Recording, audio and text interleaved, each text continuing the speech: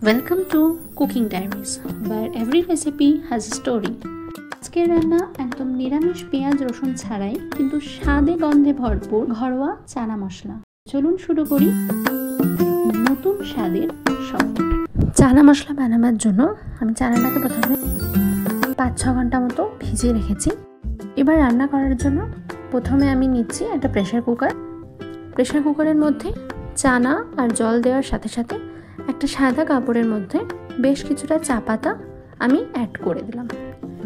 এরপর চানাটা আমার সিদ্ধ হয়ে গেছে। এবার রান্নায় আসি। মূল রান্নাটা করার জন্য আমি একটা কড়াই নিচ্ছি। কড়াইয়ের মধ্যে দিলাম প্রথমে অল্প একটু সর্ষের তেল।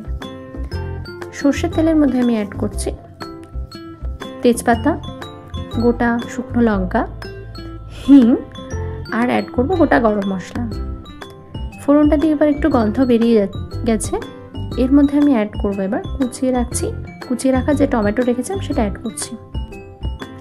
টমেটোটা একটু নরম হয়ে এলে আমি এর মধ্যে অ্যাড করব আদা বাটা। আজকে আদা বাটাটাই আছে অ্যাভেলেবেল, তাই সেটাই দিচ্ছি। আপনারা চাইলে কুচানো আদাও দিতে পারেন, কারণ আমি এটা আবার এর মধ্যে আমি অ্যাড করছি সামান্য একটু নুন।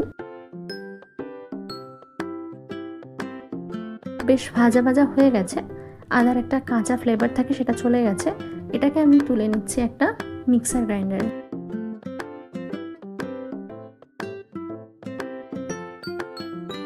পেস্টটা আমার হয়ে গেছে। এরপর আবারও কড়াইয়ের মধ্যে একটু তেল দিলাম। তেলটা গরম হয়ে এলে তেলের মধ্যে দিয়ে দেব কিছু নর্মাল মশলা, হলুদ গুঁড়ো, জিরে গুঁড়ো, ধনে গুঁড়ো আর কাশ্মীরি লঙ্কা গুঁড়ো। এই মশলাগুলো একটু নাড়াচাড়া করে এর মধ্যে আমি অ্যাড করে দেবো আগে যে পেস্টটা করলাম টমেটো আর আদার পেস্টটা, সেই পেস্টটা আমি এর মধ্যে অ্যাড করে দেবো। মশলাটা যাতে নিচে লেগে না যায় তার জন্য বাটিতেই একটু জল দিয়ে সেই জলটা আমি ওর মধ্যে অ্যাড করে দেবো। ভালো করে মশলাটাকে আমি কষাতে থাকবো।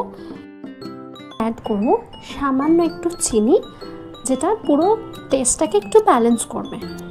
আর একটু অ্যাড করব সামান্য নুন, আর নুনটা অল্প অ্যাড করেছিলাম আগে, তাই এখন অল্প আর একটু নুন অ্যাড করব। ভালো করে মশলাটাকে আমি কষাতে থাকবো। আমি এর মধ্যে অ্যাড করে দেবো সিদ্ধ করে রাখা চানাটা। মশলার সাথে চানাটা খুব ভালোভাবে মিক্স হয়ে গেলে, বেশ কিছুক্ষণ ধরে আমি মিক্স করব। মিক্স হয়ে গেলে এর মধ্যে আমি অ্যাড করব চানা সিদ্ধ করেছিলাম যে জলটা, সেই জলটা দিয়ে দেবো।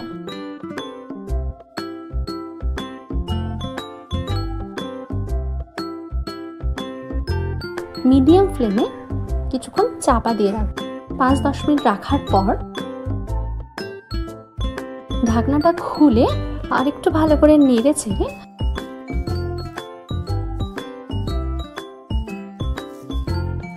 এর উপর দিয়ে অ্যাড করব আগে থেকে ড্রাই রোস্ট করে রাখা কাসুরি মেথি।